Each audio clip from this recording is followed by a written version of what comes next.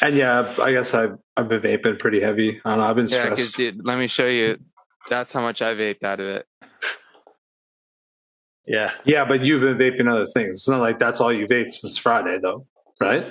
Please don't tell me that's the case. I vaped quite a bit yesterday. Yeah, well, I vaped like what? That's like 70 mils, 65 mils, maybe. Yeah, no, it's not 70. It's probably like 65. Yeah, probably. Well, that's 48 hours almost. I mean, I started vaping it almost 48 hours ago. Just plowing through it. Oh, shit. What do you say, boys? Should we get into this thing? Yeah, I'm ready, dude. All right, let's rip this. It's the Shedtime Podcast in 3, 2, 1. Let's hit it.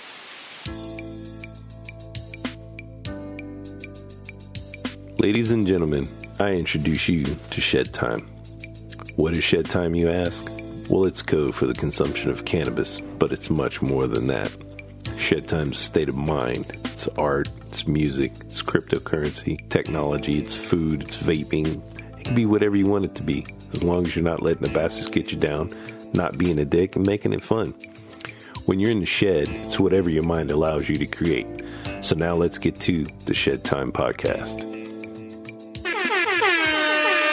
Welcome back, ladies and gentlemen, to another episode of the Shedtime Podcast. And thank God we're here, because it's been a crazy week for me. And I know I told you guys earlier in the week that I was going to save the story of how crazy some shit had been until the show. And the reason I wanted to save it for the show is because it actually starts with the show.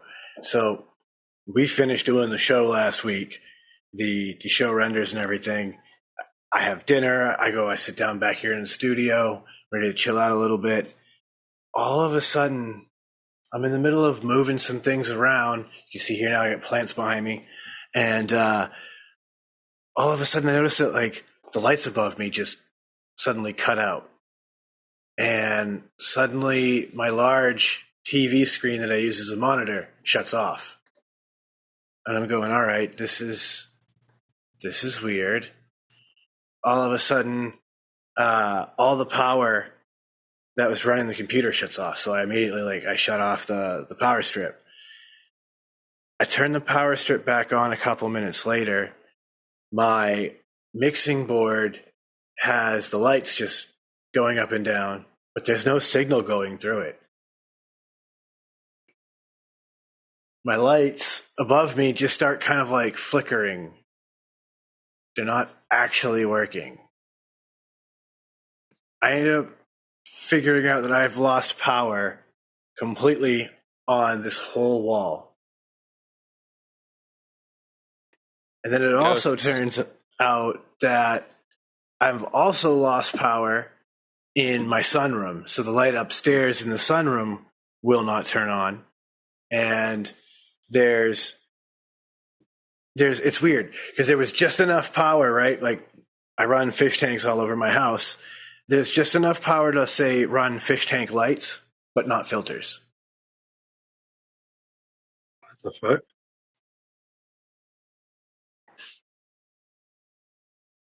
Yeah, super friggin' bizarre. So that was Sunday. So now this is going on in my studio. I'm not really sure what the hell to make of it. So I call my landlord. We get a electrician here Monday morning. He's checking all my internals at the box. The box, yeah, at the circuit breakers. Everything's fine. I have no problems with my breakers. Everything's fine in there. We can't figure out what's going on. Everything's fine. So he's thinking, all right, well, maybe, we were overloading a circuit or something, and it was just this weird moment of it faulting. All right, cool. So we wrap all that up. I go, and I headed to work. So, late start that morning. Now I'm at work, and I'm talking to the guys I work with, and they're like, that sounds an awful lot like a bad ground. like, you might want to call your electrical company and see if you have a bad ground outside somewhere. And all right, cool. That's a good idea. I call the electric company. They come out. The guy from the electric company gets to my house, and my wife greets him and everything. He looks up and he goes, "Oh, I see the problem already." The main line that goes into my house, a tree had literally grown around the main electrical line. And so in the high winds during the storm on Sunday after the podcast, it was literally pulling on the electrical lines. And that's why I was getting these weird power dips. Yeah, what the fuck? Yeah. I mean, good thing. So I'm assuming they just like cut that off and then replaced it. Yeah, exactly. So that's exactly what they had to do. Well, at least that's a remedy, right? Like that's like an actual fix, not just like we'll have to wait until the problems arise again and we'll have to troubleshoot. Yeah, no, thankfully you're right. That was fixed. They were able to cut that the main standard line. question, the standard tech question: is it plugged in? Did you reset it? Did you turn it on? So true. So yeah, he gets that all fixed and everything. Not 2 days later, another small windstorm comes through. We lose power again. My wife sends me a message. I hear this huge explosion. What is it? Right across the street from my house, transformer on the pole blows up. Oh, yo, what? We got some electrical ghosts around your fucking house, dude. Well, that's what happens when you live in super, super old areas, I would assume. Yeah. It's pretty much it. We got hit with a really bad wind and rainstorm about a month ago, and it severely damaged a lot of the power grid around here. Took out a lot of power lines throughout the neighborhood, everything. And so it's like ever since then, everybody's slowly having other issues along the chain. So it's been an interesting week, boys. I've been going through some crazy shit, and I'm just grateful that we've made it to Sunday, because that means I get to kick it with the boys, get ripped. I've been loading this Rainbow Sherbet number 11 into the old G-Pen Dash and just giving her some old Tootskis. Delicious warm vapes coming out of this right now. It's been awesome. And I was doing some browsing through the news, some weed news actually, and I've come across some interesting cannabis news that I wanted to bring up to you guys and see what you guys thought about this. So, hold on, let me pull up my snazzy new Stizzy battery case, charger, and pod carrier, and get some rips in real quick while you tell us about this here news. Absolutely, I love that thing. That thing is super slick. Did I mention that it comes with like this cool little like wireless fucking dongle thingy? So you just drop it in there and it starts charging automatically. So you don't have to worry about plugging nothing in. So you can put it in there with a pod and have a space for an extra pod. Or if you want to charge it and not have your pod in there, you can take it out, put it over there, close it up. Case charges it. Bada bing, bada boom. Pretty damn sweet. Got it for a penny.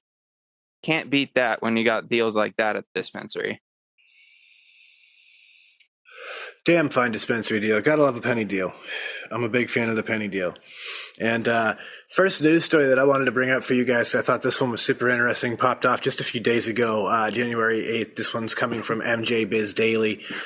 Canada destroyed 3.7 million pounds of unsold, unpackaged cannabis since 2018.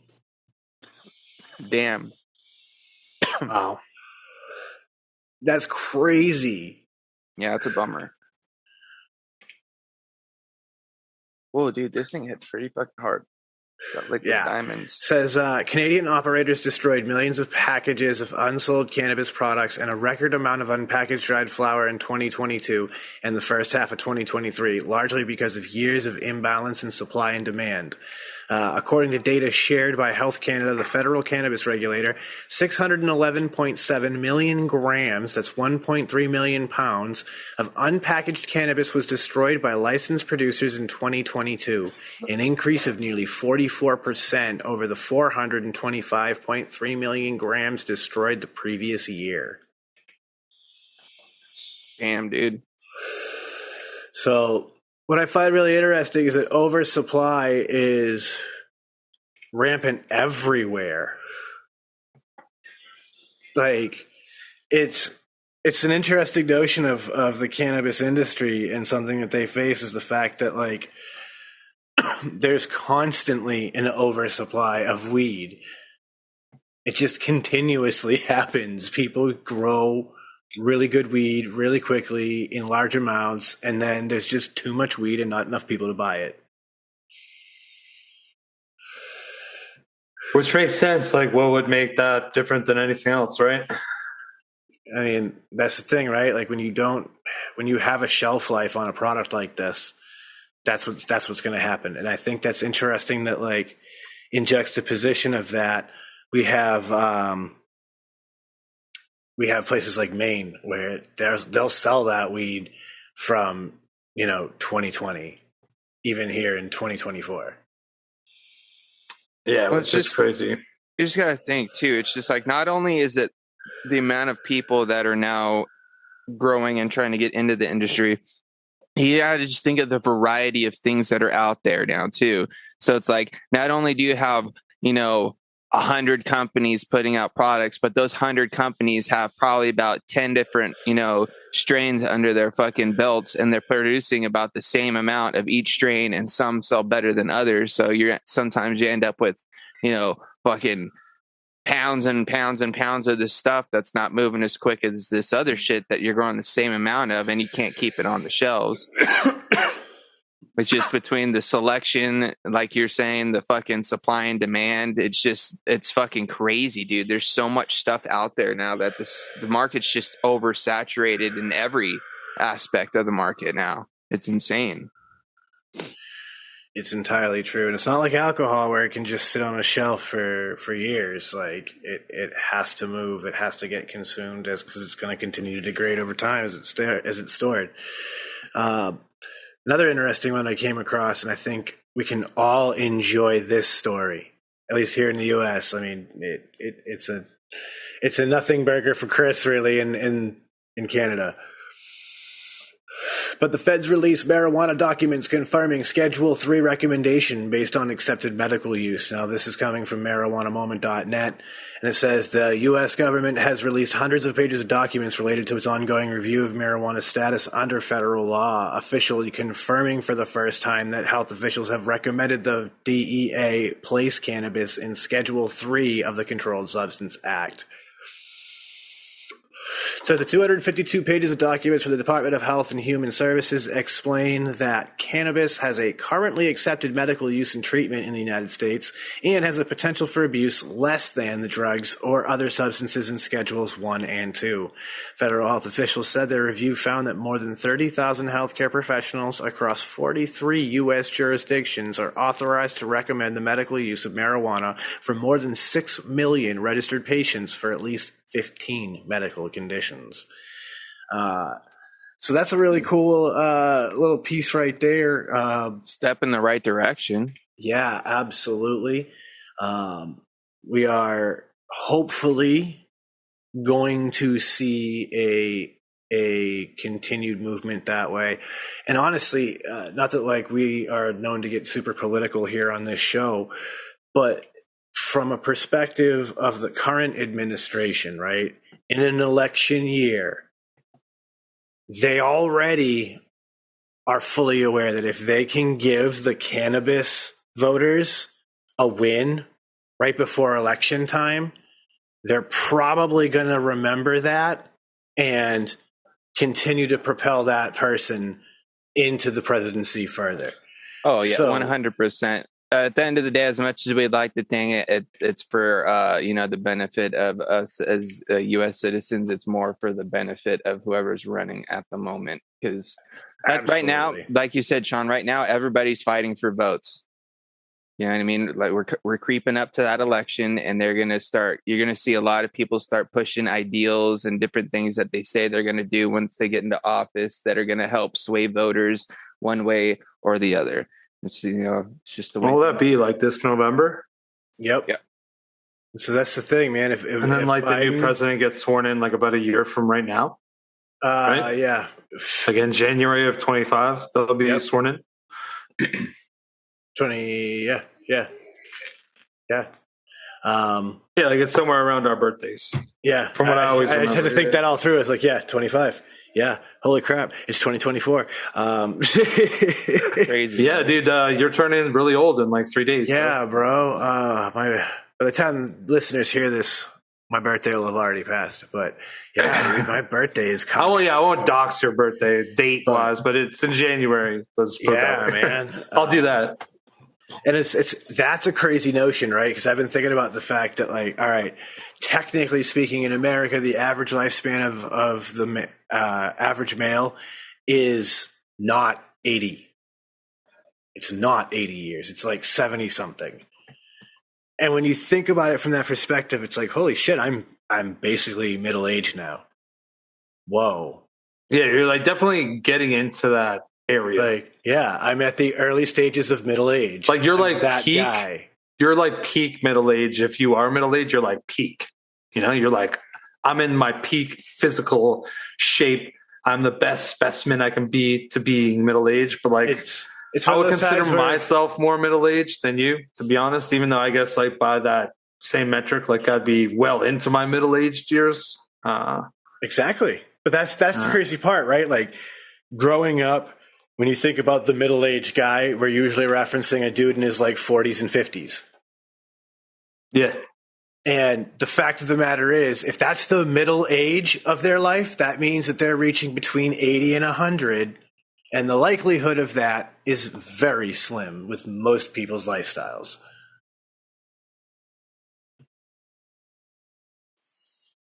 So it's like, wow, that's a crazy concept. Like, sure, it's not unheard of for people to get into their 80s and 90s. I'm not saying it doesn't happen. I'm just saying that it's not as common as people, making it only into their 70s. And so it's like, wow, that's a trip. Like, you could literally be in your middle ages right now, in your late 30s. Yeah, and I mean, depending on where you live in the world, I mean, it's not like life expectancy in Africa is 70s, right? Like I remember learning in school, like, dude, there's places in Africa that life expectancy was like in the fucking early 40s, bro. Right? So like, and there's places in Africa in the 80s. Now this is in the 80s. Maybe it's a little bit better now. I don't know. Like I'd be dead or I'd be like an extremely old person in that location. Not even feeling really that old. You know what I mean? But that's the thing, I do appreciate that I am not advanced. That sounds like really bad, but like I do understand that like I'm well into my life at this point. Let's just put it that way. I'm not close to the starting point. It's that weird moment where it's like you have that recognition of the fact that like, though I have advanced in years, mentally, I don't feel like I'm any different than I was when I was, 15 years back, let's say. And it's like, wow, that's crazy. Like I'm here now. That is a trippy thought though, dude, because that's something that goes through my mind quite often. You know what I mean? Depending on like the situation, like, okay, here's a perfect example here. I'm at a fucking amusement park with a group of friends or whatever, dude. And I'm standing in line to get on this fucking roller coaster. And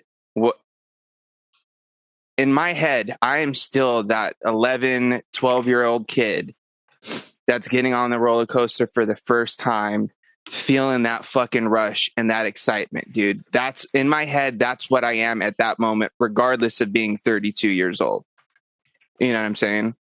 Yeah. Like, it's like, it's weird because I like all those thoughts and feelings and stuff that I had when I was that age are still there. Everything's still there.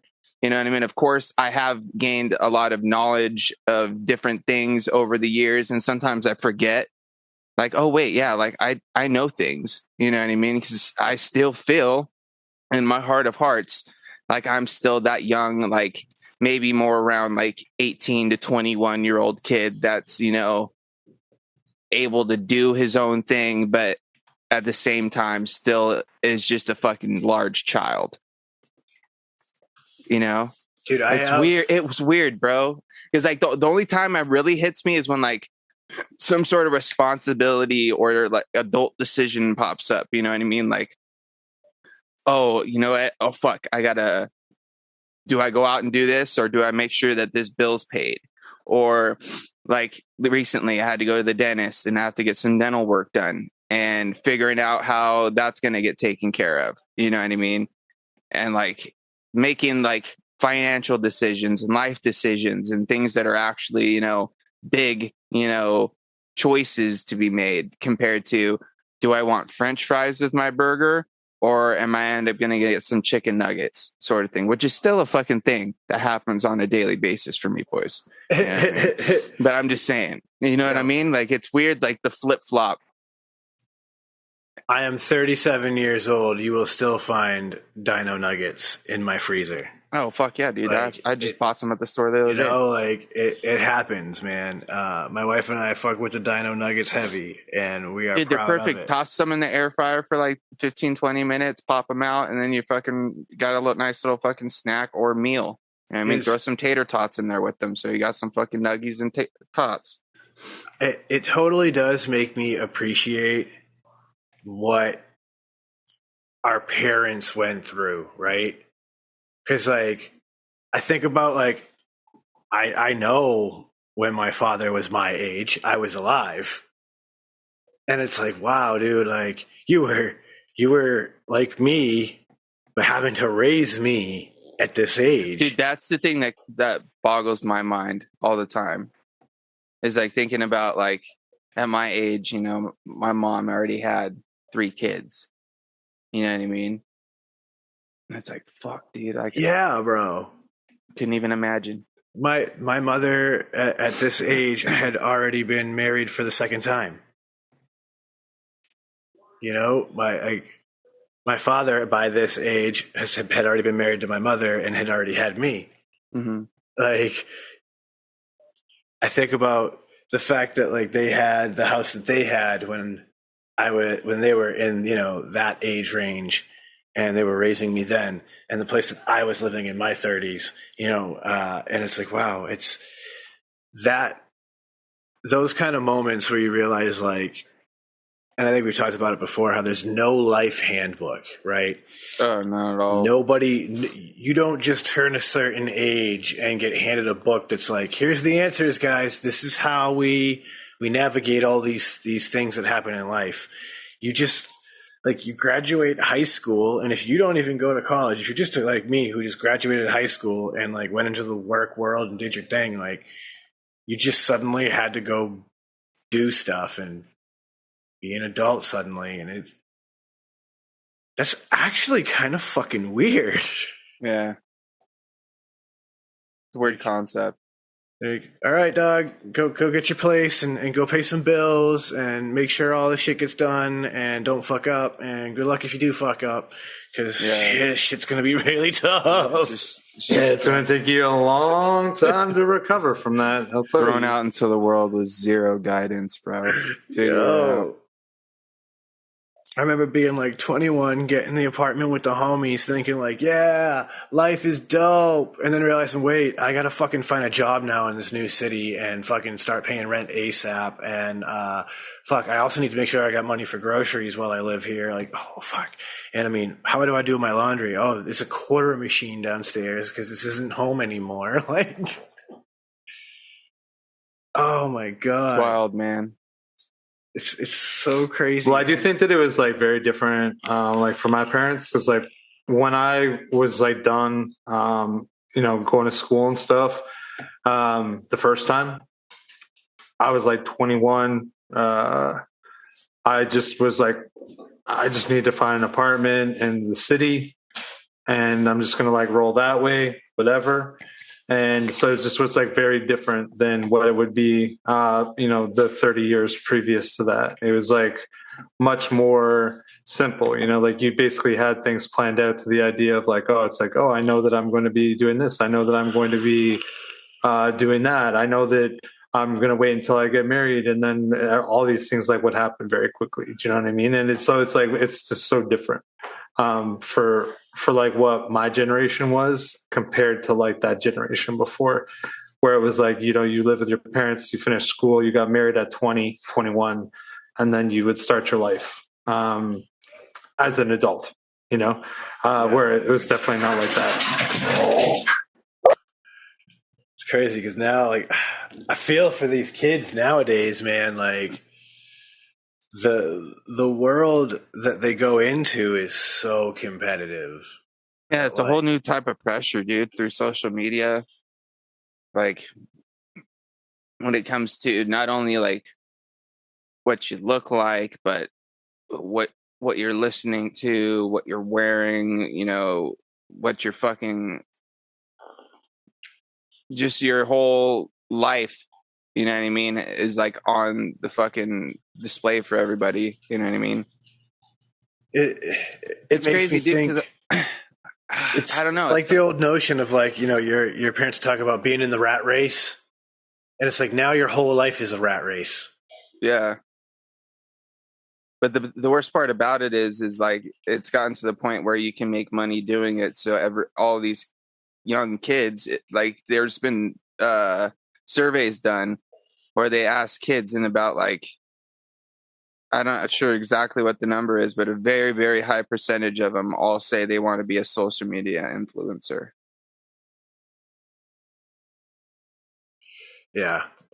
It's no doctors, no lawyers, no plumbers, no carpenters, no nothing, like no tradesmen, just famous social media. Well, it's like you see, I've been seeing it for a little while now. There's a shortage of people going into police work. There's a shortage of people going into fire. There's a shortage of people going into EMS. Like I work in a trade that heavily interacts with these municipal services like that. And I hear it all the time. Like there's like the numbers of recruits just aren't there. And so now like all of these services are understaffed.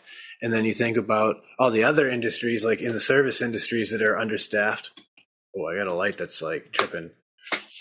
Well, so you got to think about it too. It's like at a certain point, everybody wants to be a social media influencer or famous or something at some point. Who's going to build our houses? Who's going to do the electricity? Who's going to run the plumbing? Who's going to do this? Because nobody's going to fucking trade school or going into these types of jobs. So the workforce is fucking dying. And at a certain point, all these old heads that are still hanging in there, fucking getting the jobs done, aren't going to be around. And then we're going to be fucked, because who's going to build the houses is everybody's fucking doing selfies and TikToks. I mean, you're not wrong. The electrician that came to my house to do the electricity is literally like a man in his 70s. So like you're not wrong. It's like it's all these older guys who are still doing these trades, and there's not too many young people coming in. And the crazy part about this is that the money is there. Yeah. And the work's really not even that difficult. Well, it can be if you're not wanting to fucking move around and like actually like be physical, you know what I mean? Not saying like it's like sometimes it could be backbreaking depending on what the job is or whatever, but sometimes it's just you just got to work, you know what I mean? You can't fucking sit around on your phone scrolling or chatting with your homie or whatever. You got to get in there and get the job done, you know what I mean? And I've seen it a lot just at my shop because, we've a lot of the people that are have stuck around or been there since I've worked there, a lot of the older cats, you know what I mean? And very few like the new younger guys that we could come in hang, because a lot of them just don't have the work ethic. They're just coming in to get the paycheck and just whatever they got to do to get through the 8 hours, and then they're out. You know what I mean? When in like the job that I'm in, it's about the more that we put out, the more that we can make. You know what I mean? So let's get in here and get shit done, and fucking we make more money. You know what I'm saying? But these kids just are like, oh, well, how much should I get paid an hour? And then they just count on that weekly pay, not thinking about the bigger picture of like, you know what I mean? We're a company that supplies reels across the entire fucking country, and we're like the second biggest one in the fucking country or whatever. It's like, we got to fucking produce and produce well and not fuck around. And it's hard to get people that actually want to get in there and actually work, dude. I hear that. But I get it at the same time as a catch-22. If you could sit around on your ass and make money by just posting, a video here and there every day, shit, it sounds like a pretty fucking easy life, right? Well, I mean, it's the thing, right? Like, not everybody's going to be able to be successful doing that. Oh, 100%. And so, like, there's different avenues for everybody, and like, I think what's happened here is that we've become such a hustle society that like people see it as, if I can't make it a soul living, it should at least be a hustle that I'm working regardless. Yeah. I mean, I've seen it. Like, I follow a lot of people who teach the marketing tricks for those hustles, and I've used them in my professional life in marketing. So, like, I get it. And don't get me wrong, I hope one day that this show gets big enough that we could have like an affiliate link and y'all can get a discount and we can get a little slice of something. Like, that'll be wonderful. But, I think there's just different approaches, right? Like, at least we want to work for that. We don't just want to be like, hey, look, this is me, and here's a picture of my thing. Now give me some money. The world's just a crazy place now, dude. I think it's only getting crazier.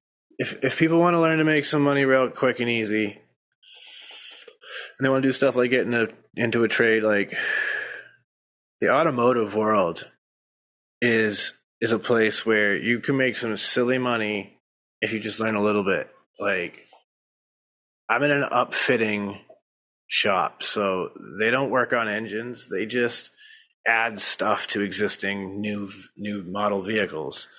And these dudes can make between $90 and $120 an hour, depending on what the job they're doing is.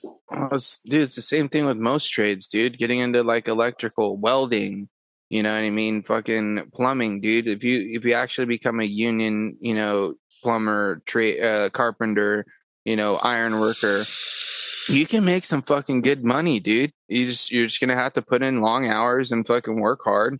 But at the end of the fucking week, you're gonna see that shit on your fucking paycheck. You know what I mean?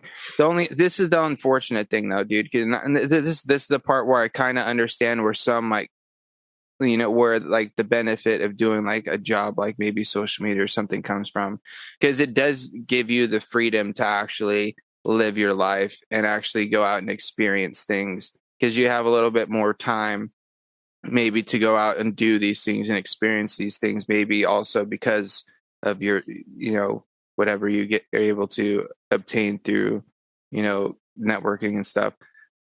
And I could see the appeal of that, dude, because that's the one thing that does kind of suck about working like a normal, 9 to 5 or, working, a trade job or something like that, is you work, a majority of your fucking time. And it doesn't really give you the opportunity to really experience as much as you'd like. But or maybe take the advantage of it when you can. You've actually experienced it yourself, as have I, where, though you get to live your life, so to speak, as a influencer of sorts, it's all about the content creation all the time too. And like we've both experienced it where we've been at events trying to create content while we're there. And it's like you feel like you missed the event because you're so worried about creating the content. Yeah, I get that, but at the same time, I'm saying you still have way more time to do what you would like, because depending on like what you're doing as far as content goes, you know what I mean. You do have way more freedom than I mean, I don't would.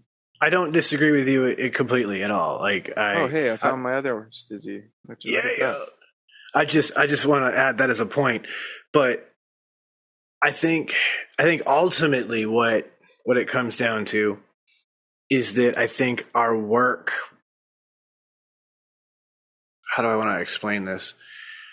I think that our approach to work in American society is what is actually broken, right? Oh, sure. I think we can see it in, European models, for example, where they're guaranteed a whole bunch of vacation. Like I think it's a full month worth of vacation time every year. Dude, there was even studies where there's a lot of people were just turning into 4-day work weeks. That too, the 4-day work week. And the production picked up, even though they were losing out on a day of work. So, I mean, like I feel like if we were in a world where there was just a little, and that's the weird part about it, right? If some of these business owners, not all, but if some of these business owners were a little less greedy and paid people more, gave them better benefits, they'd work harder, production would go up, and they'd make that money back that they sacked that 2% maybe that they sacrificed to put back into their people. They'd make that money back in the increased production their people would provide them. Well, that's the one thing that I kind of like. I kind of actually reap a little bit of the benefit of with the job that I work at, even though, majority of the time we are working, 5 days a week, 2 days off, you know what I mean? Maybe putting a little bit of overtime, but when they have the opportunity to give us time off or let us cut out early or, give us an extra holiday or something like that, they jump on it, you know what I mean? Or like I was saying, if there's a month where we produce more than we have, or like, I guess I'll just put it into quarters because they kind of do it quarterly. If we produce more one quarter than we produced the last one, we get a bigger bonus, you know what I mean, at the end of the week. And then if production keeps picking up and we sustain that, that means we end up getting more on our hourly check as well as bonuses, you know what I mean? So it's like, if more employers kind of worked more like in that model, which I understand not a lot can because of how big and, vast they may be, I feel like they'd definitely get a lot more production and just cooperation out of their employees. Because if you treat your employees well, dude, they'll produce for you. That's the thing, right? Like when you look at someone like Jeff Bezos and Amazon, he can easily, with the net worth of that company, take 1% of profits less and put that back into paying workers more and doing, other more positive things for workers. And boom, he'll get a better return on that investment from his workers, pulling a little bit extra, going a little bit further, being a little bit more satisfied. Actually, retention would probably go up, because I agree with you, but at the same time, I feel like when you get into those big giant corporations like an Amazon or like a Walmart or something like that, like you can try as much as you want at the top to, improve morale down the line. But when you've got a corporation that's that vast and spans that far, dude, and we've got so many different types of people under employment, you're going to have those bad fucking apples that still pop through and make it shitty. Oh, I don't disagree with you there. We've all had bad managers.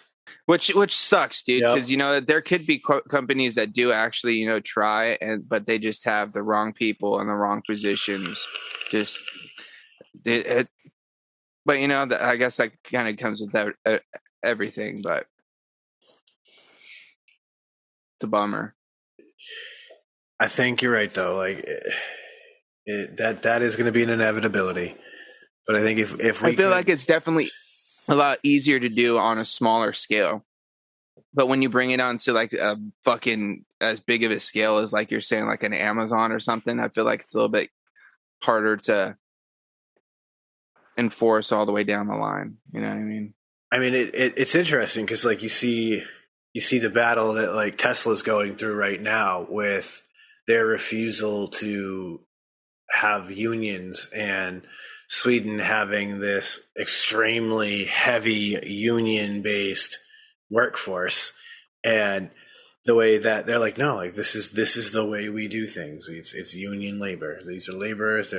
They would be in our union any other time. They're going to be in our union now. It's been an interesting back and forth as I've been keeping an eye on it in the news, because right now Sweden's holding it down, and people are literally laborers who are part of that union and are connected to it, are in solidarity, doing things like blocking shipments of materials to the Tesla factories in Sweden until they allow these workers to unionize. So I think what we see is that there are other labor models in the world, and I think some of them work better for the people and makes them happier, and in turn they work better. And Sweden might be a great example of it. And if it means that 70 some odd % of the country, I think it was, uses union labor, let's go. That's what it takes to make people happy at work. Let's go. Well, Sweden's also like one of those places, like, I guess like Sweden is like socialist, I guess, but like also they really do take like a different approach when it comes to a lot of that stuff, and they're really trying to like make it the most comfortable for people. Like they're like one of the first nations to like implement like the 4-day work week and shit. Mm-hmm. So like they obviously do things sort of different than like definitely North America. Where I guess like I don't know if it's like we're far more capitalistic over here, or there's just like much more of the culture of you have to just fucking grind all the time, and like that's how you get through it, is by being a workaholic, and like that's how you live your life. But it seems like in places in Europe, but like specifically in like Sweden, probably like Finland and like some of those other places, like where they are definitely closer to being socialist than they are over here, that it just makes sense that like they're working more for the people as opposed to like for the corporations. But I'm sure that they also have big corporations that make a lot of money also. Like I don't think that it's like just all easy street type shit. I agree. I agree.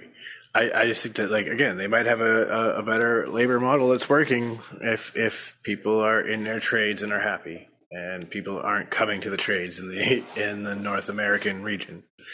Because yeah, man, like trade work, like, yes, it's hard work, but it's not hard work. You know what I mean? Like I've worked with some electricians, and like, yeah, you have to learn some shit so that you can be safe. And once you've learned that shit, it's not super difficult to do your job. Yes, it's labor, but it's not like roofing is labor. You know what I mean? Like you're not carrying stacks of shingles up a ladder in the heat. You know, you're inside running wires, and you know, you're diagnosing wiring problems. Like it's not nearly as bad. You know, HVAC guys. Shout out to HVAC guys. Make sure the heat works. Make sure the AC works.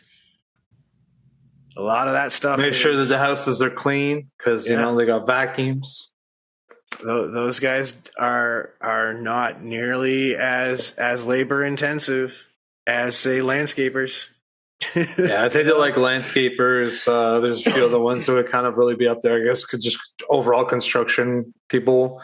Stonemasons, you know. Yeah, they like would have like pretty laborious jobs, but at the same time, we need them too. If you want to make big bank, right? Like the dudes who are out here laying asphalt are making some crazy shit, like $70-80 a friggin' hour. Well, shit, even the dude just holding the sign, bro. You know how much they make? If you can, if you can get into a region that uses flaggers, right? Like civilian flaggers instead of police details for things like DPW work. A civilian flagger can make $35 to $40 an hour, and literally all you do is stand there and direct traffic like you're a traffic cop. Bang. Dude, crossing guards make good money. You know, all the kids love the crossing guard. If you like kids, dude, become a crossing guard. Dude, it is like part-time work. And if I remember correctly, you're making an easy, I think it's like $20,000 a year. You could do that. I remember, dude, bus drivers for schools get paid okay even. Like they only work like 15 hours a week, but they actually get paid like decent. Like, not only that, but if you get the short bus, like I know some of the bus drivers out there, they just have to drive a small van with like 6 kids on it. Actually, you know what? I should try being a bus driver. That'd be fun. I'd be like Chris Farley though from Billy Madison. Dude. The thing is, eating their like, lunches. In America, I don't know about Canada, but in America, you can't use cannabis and be a school bus driver. Oh, you definitely can here. You couldn't do it while under the influence of cannabis, but yeah, you could. Yeah, like you have to continually pass a drug test. Yeah, there's no drug tests up here. Yeah, it's better legal there anyway. But yeah, like it's short hours. You know, you got probably 3 hours in the morning, 3 hours in the afternoon running your routes, and you're done. You got all the time in between to just do stuff, hang out at the beach, do whatever. Back when I managed the vape shop, one of my regulars was a bus driver, and he drove one of the vans for the special needs kids. So basically, he had like 2, maybe 3 kids every day on each route. That was it. And so, like, once he would run his routes, he'd drop the bus off, and then he'd come home, grab his car, he'd come hang out at the vape shop for a couple of hours, buy some liquid, shoot the shit for a little bit. Then he'd take off, run a few more errands, and then go pick up the kids. Yeah, it makes sense. Because, like, if you think about it, like, the bus driver's probably done by, like, 8:30, 8:45, and then they don't have to be back at the school to pick up the kids till probably, like, 2:15, 2:30. Right. So exactly. They do have a pretty good window. Like I currently kind of have that same level of free time during the day. And I will say that there's a lot of days that it flies by really fast. Yeah, there's a lot of cool jobs out there that like don't really take a lot of work and are easy money. And like I won't even lie. My wife and I talk about this all the time. If you go to a place like, say, Dunkin' Donuts, and I'm sure like Tim Hortons and stuff like that, right?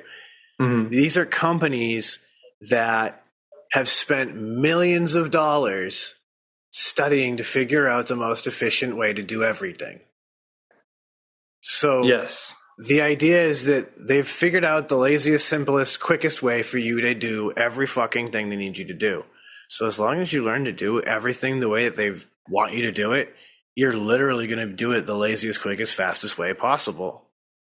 So it's actually an easy fucking job. You just got to do the thing over and over again, and boom, you make easy money. Especially in like a Dunkin's with tips.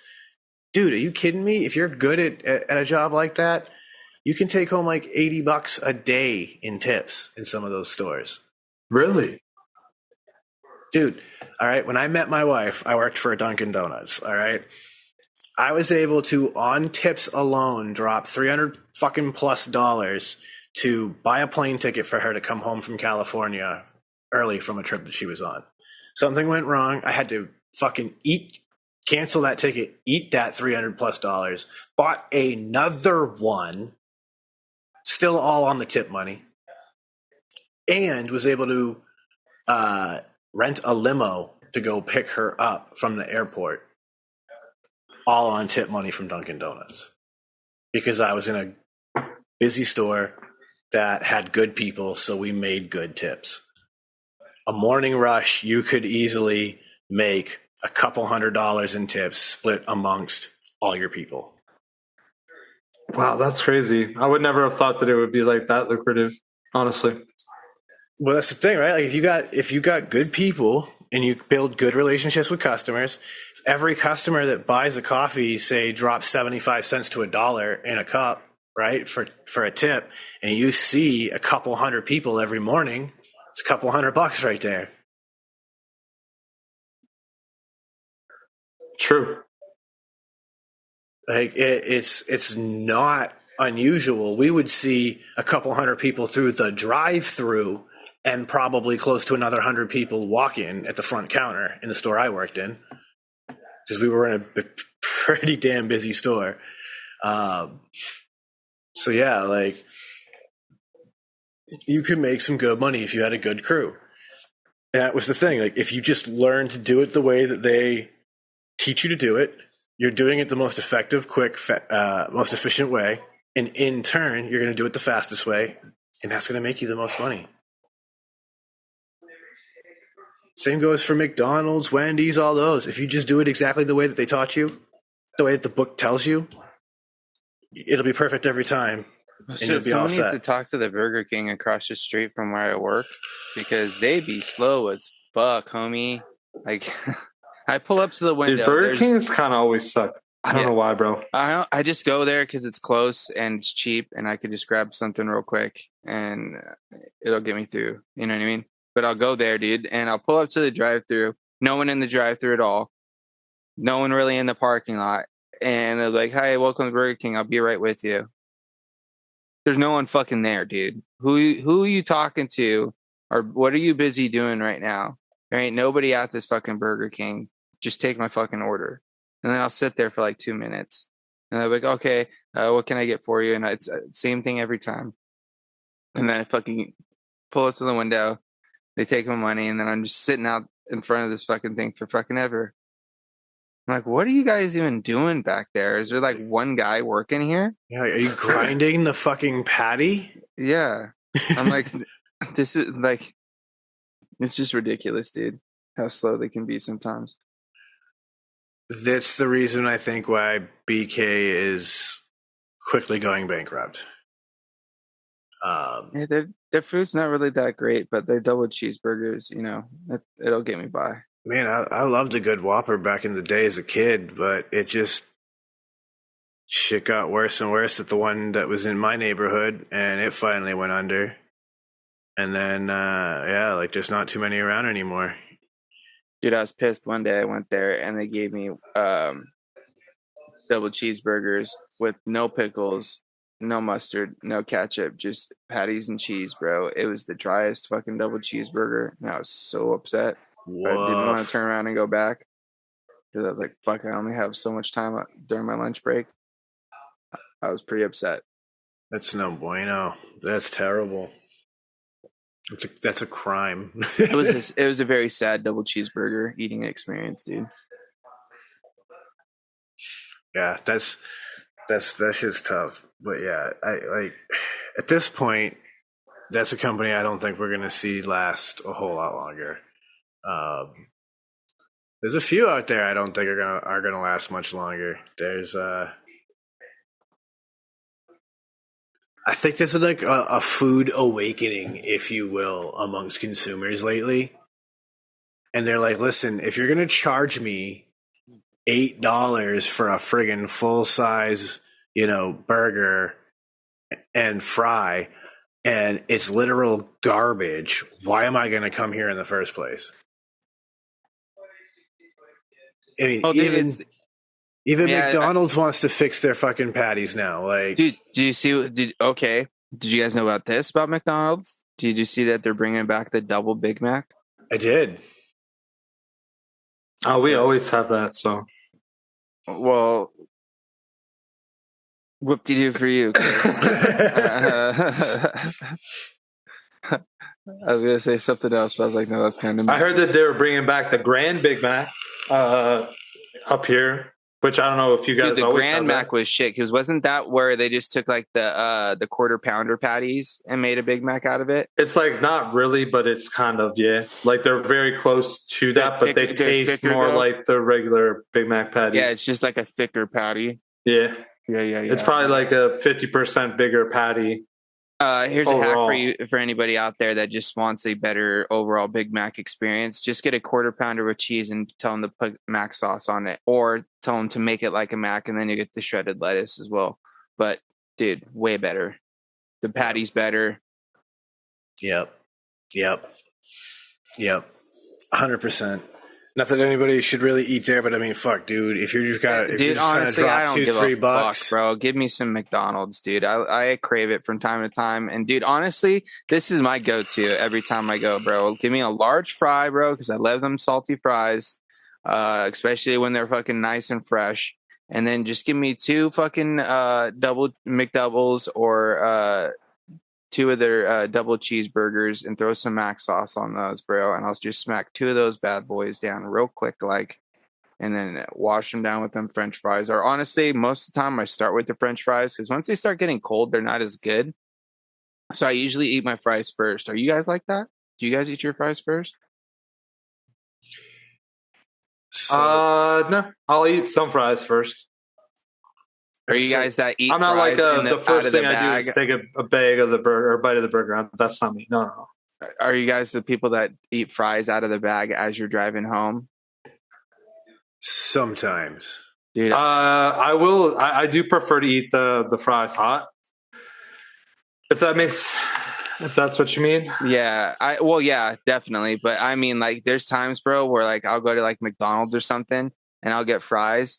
And depending on which McDonald's I'm at and how far from the house I am, the fries will most likely end up being gone by the time I get home because I'm just smacking them out of the bag in the car driving home because like they're just so good. If I'm buying it for me and me alone, then I usually will just be gross and just pull off to a parking spot after I hit the drive-through and just eat in my car real quick. And then no, I get that too. But yeah, most of the time I just like driving home and then sitting at home and then fucking eating because I'll kick my shoes off. You know, if I'm doing that, it's usually because I'm bringing food home for somebody else as well.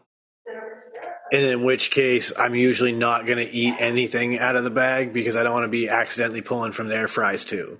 Oh, I don't care, dude. I just fucking go. Dude, that's like all part of like you getting it, bro. Yeah, that's like it's fucking. If you go get a bunch of people beer and everybody hands it $20 for a 12-pack and it was $18.50, guess what? That $1.50 is yours, homie. Drive-through tax. It's the same bro. shit. It's a drive-through tax, bro. You make me go to the drive-through, I tax you some French fries. Dude, there used to be times too where I'd actually order an extra small fry and just eat the small fry in the car because I know if I didn't, I would eat the fucking fries before I got home, and then I'd be like upset I didn't have any fries to eat with my burger. I will say I love the fact that somebody out there has made a like fry and dip holder for the car. I haven't seen that. Yeah, bro. It's like a little plastic thing and it sits like in I don't remember if it was like in your cup holder or like I'm sure it probably does. Or off something else, but yeah, the idea was that you had a slot for your fry pod and then a little spot for some dip, and then you could have like there was like a model that you could use for your chicken nuggets if you wanted, so you could put your nuggets there and your dip, like dope. That would be crucial, bro, because eating nuggets and driving is kind of a bitch. Not that you should eat and drive. Well, you've seen the pro tip, right? Of you take the nugget packet, you open it, and then you slide the straw through the center, and you sit it on top of your cup. Oh yeah, I've seen that, but I've never done it. That is a slick one because then you can. Dude, I saw another one where it's like the way that the McDonald's fry container is like you actually can like bend it over and it makes like this perfect little like platform for your ketchup. You ever seen that? I have. And it does work well. To me, it blew my mind. I was like, wait a second. Never seen that. What? Dude, it was honestly, James, it was one of those like random advertisements on Twitter, I think, for like life hacks. Do you like unfold it or something? No, like you just, so you know how like the front has like the U, like the kind of like a basin, and then the back arches up. You just like basically like flip down the back and it just like creates this like perfect little like half circle tray that you could like put your ketchup on, and then you just have your fries, and you can be dipping. It's not in all over your fries. Dude, you'll have to like Google fries ketchup, McDonald's fries ketchup or something, and it'll probably show you what I'm talking about. But when I saw it, I was like, yo, that makes so much sense. Do you guys know the hack for the little white ketchup cups that you see at certain places? Yes. Where you flip them over and smash them, and then they expand to where you can fit twice as much fucking sauce in them. Not only that, but what you could do is you could use them as a lid to cover up the other sauce so you could take sauce with you. Yep. And you can also open it and turn it into a tray if you want. Yeah. So like once you get it home or to your table, you can unfold it and it'll open into a flat tray. Damn. Oh, yeah. Did you also know that Chinese food boxes open up into plates? That I love. Yep. Just take the wire out and it'll open into a whole tray. Perfect for lo mein if you're going to smack that lo mein, but I just like to eat the lo mein out of the carton anyway. Let's talk about lo mein. I want some lo mein. And that's not what I'm making for dinner. Damn. Dude, actually, you know what? I might have to get some Chinese food this week. I was already planning on going out for dinner once, so maybe that'll have to be next week. I don't want to like try to go out for dinner like multiple times a week, but it's hard for me not to at the moment. Well, for me, it's a hassle, bro. Like, I don't live close to anywhere, and like, if I want, like, I have to drive at least 15 minutes to go to like any level of restaurant. Like, 15 minutes away, there's like a McDonald's, there's a Wendy's, there's like multiple pizza places, and like a few other kind of things. Like, there's Chinese food restaurant and whatever. But like, dude, there's actually on the note. Dude, oh my god, I need to find out what this place is called, and I'm gonna like shill it on here, just for whatever reason, because people need to know about it. Dude, they had this barbecue. I went to my sister's probably 2-3 weeks ago, and she ordered barbecue from this place, and it was like a dinner for 4. There were 7 of us that ate it, and there was still leftovers. But dude, it was like a pizza tray, like a pizza box, okay? And on the inside of the pizza box, there was like probably like at least 2 half chickens that were smoked. There was probably a couple pounds of pulled pork. There was like some brisket, and there was like garlic toast and like coleslaw and like all these things, like all inside this like dinner for 4. And I was like, yo, this is legit. Like, I need to get myself some of this again, because it was super, super good. Yeah, it sounds pretty fire, dude. You can never go wrong with some barbecue, man. I'm totally ready for the weather to get a little bit more comfortable to work the fucking smoker again, because yeah, I need some good barbecue, and I need it soon. But it's okay. I've been blessed to be able to play with some good steaks indoors, so I'll take that for what it's worth for right now, and wait for barbecue season. Talking about this kind of makes you want to make some pulled pork. I might have to fucking hit up old Mama Janklin and be like, hey, Mom, give me a recipe for some pulled pork. I need the lowdown. Walk me through it, because I'm dumb and don't know how to cook. Pulled pork life hack: having a crock pot. Oh yeah, dude. We got that and a pressure cooker. Oh yeah, you're all set. Throw it in the old Instapot. You know what I'm saying? Yep. I've seen some people do some magic with an Instapot, and you know what I could make though, dude? Some sloppy joes, some tater tots, dude. That's always my go-to side for sloppy joes, tater tots, bro.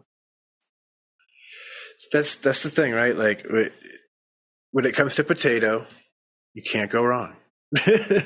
Oh yeah, but I just feel like the tot and the sloppy joe just go hand in hand. You know what I mean? Like, I don't feel like a French fry fits as well with the sloppy joe. 100%. Like, you could just cover your tots with sloppy joe meat. That's what I'm saying. Well, like, that's the thing, because you always have sloppy joe that falls out of your sloppy joe while you're eating it, and then you just scoop it up with your tots, bro, and then you got sloppy tots, and it's fucking.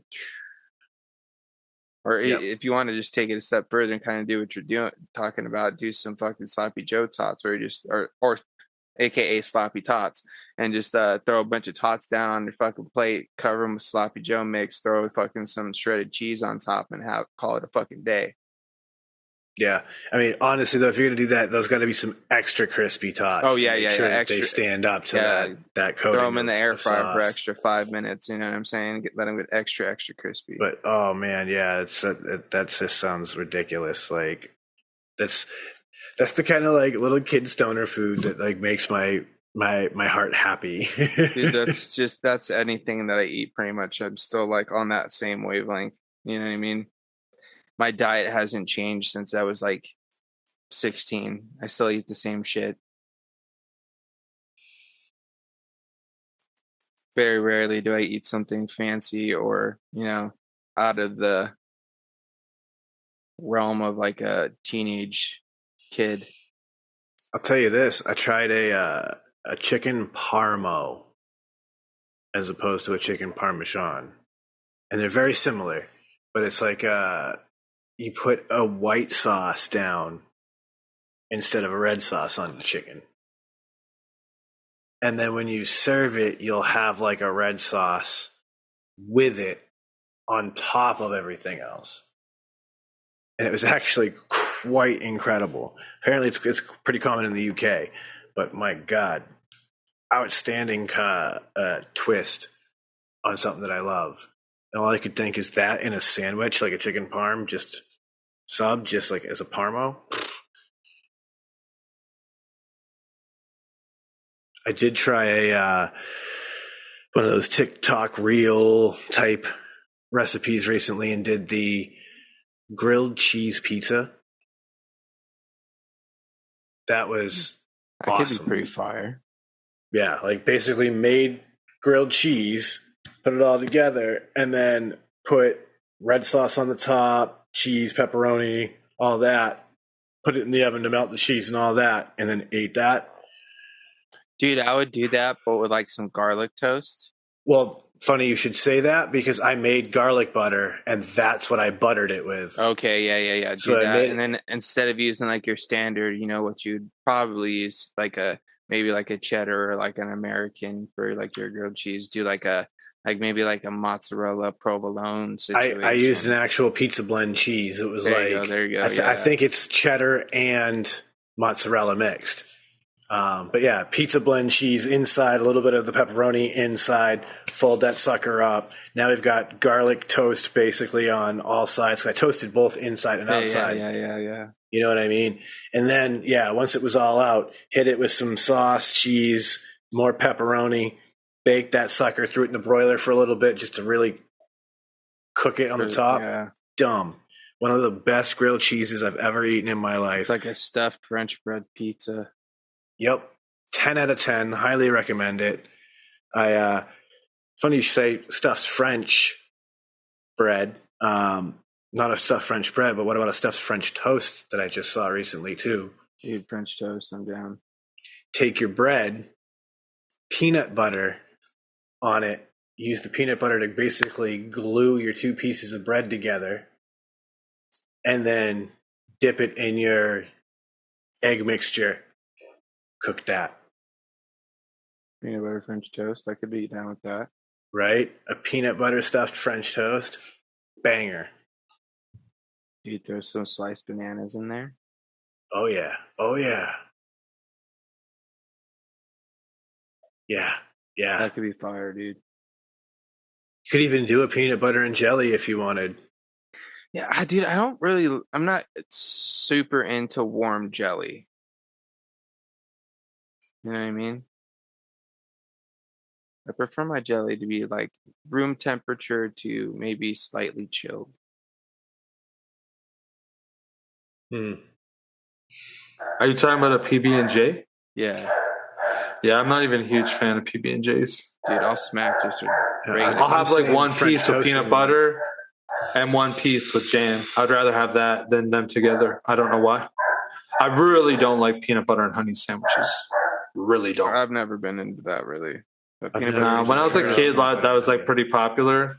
but I just never liked it. I found it like, especially if you packed your lunch or it was in your packed lunch, like by the time you get there, like the honey would start to like crystallize a little bit on the bread, and then it's like you're eating it and it's almost got like a slight crunchiness. And like, you know me, James, like I don't fuck with crunchy peanut butter unless it's on toast.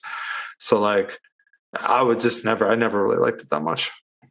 Dude, I'll smack an entire loaf of bread and half a jar of peanut butter and jelly, bro. Fucking easy. Give me some Knott's boysenberry jelly and a jar of some Skippy peanut butter and a loaf of some fucking like potato bread or something, dude. And that shit's going down. Wish I had some jelly right now to make some PB&Js. Dude, I am so stocked up right now, Sean. When I went to Knott's this last time, not only did I get my standard boysenberry, but of course I grabbed 2 jars of that boysenberry red currant one because that shit was so fire. Then I got this one. I tried a piece of toast with some on it last night. Boysenberry lemonade jelly.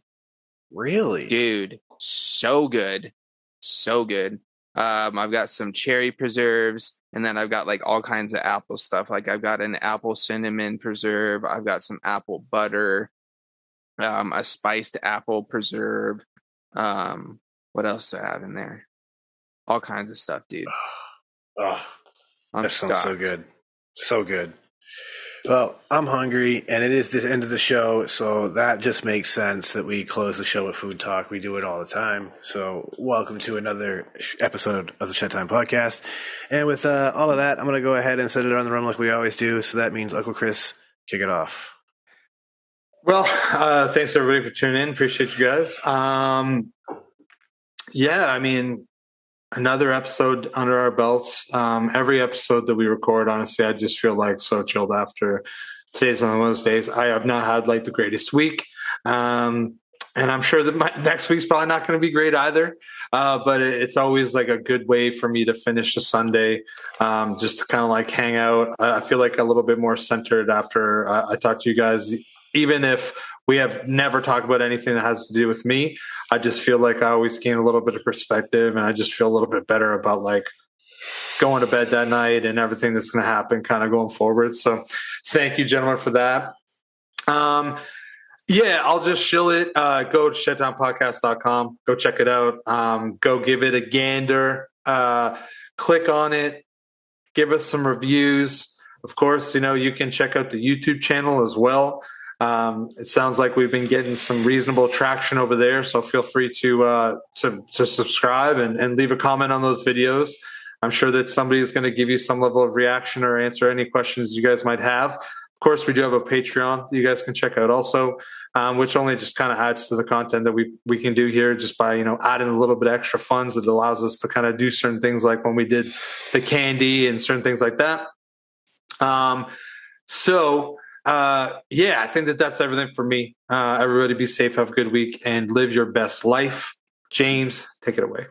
As always, shout outs to the boys here, and shout outs to all the Shedheads for all your guys' support. We greatly appreciate it. Love getting to chat with the boys. It's something I look forward to every week, and hopefully you guys enjoy it as well. And if you do, leave those 5-star reviews on all those podcasting platforms. That helps us out in the old algorithm, lets more people find out about the podcast and all that good stuff. So hopefully that can help us grow as far as a community and that sort of thing. And if you want to join us in a more direct way as far as community goes, check out the old Patreon, because we do have some links for a Discord there, as well as some other cool discounts and, early access to episodes and the such as. So go check that out. And of course, you can get a double dose of us if you want to check us out on Friday over on my YouTube channel for the Green Room, a little more vape oriented content, but a live show where you guys can chat with us in real time over there on Friday night, spreading some positivity. And then other than that, you guys know the deal. We'll be here in the shed doing what we always do. So I'm going to end it as I always do, sending out all those positive vibes, crisp high fives. Don't forget to tell someone you love them, and a little bag or dab will do you.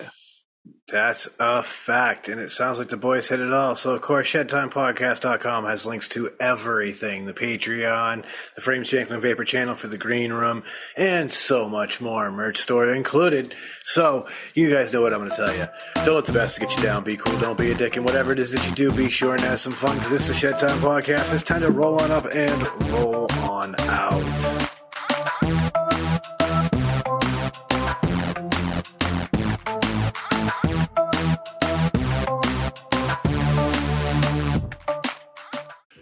Dynavap, Dynavap, Dynavap. Looking to cut the cord on your dry herb vape?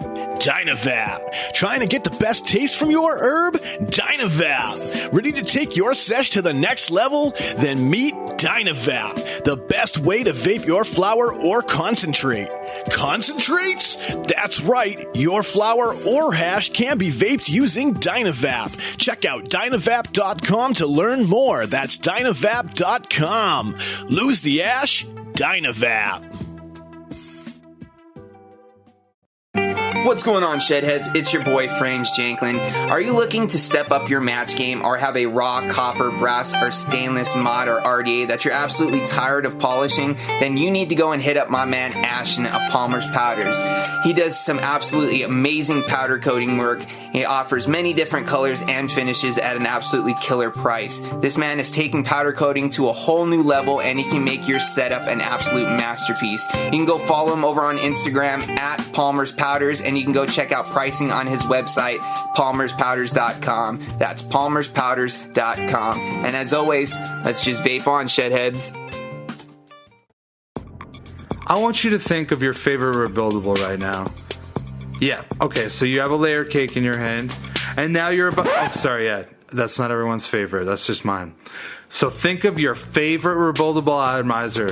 Think about how good of a vape it produces for you. Now, take that and amplify it. And the way that you amplify that is you put in some Breezestone coils. Breezestone coils are handcrafted in Adelaide, Australia. They're made from some of the finest quality wire that you can get. I believe it's wire Buddha. You take those coils, you take them out of that phenomenal packaging that clearly shows how much care that Adam puts on the quality of his coils and the insurance that you get them in good shape. You put them in that favorite RDA, and guess what? You have coils that now sing better than Celine Dion. Go check out Breezestone coils. You can find them on localvape.com and also steelvalleyvapors.com. Suck, dude.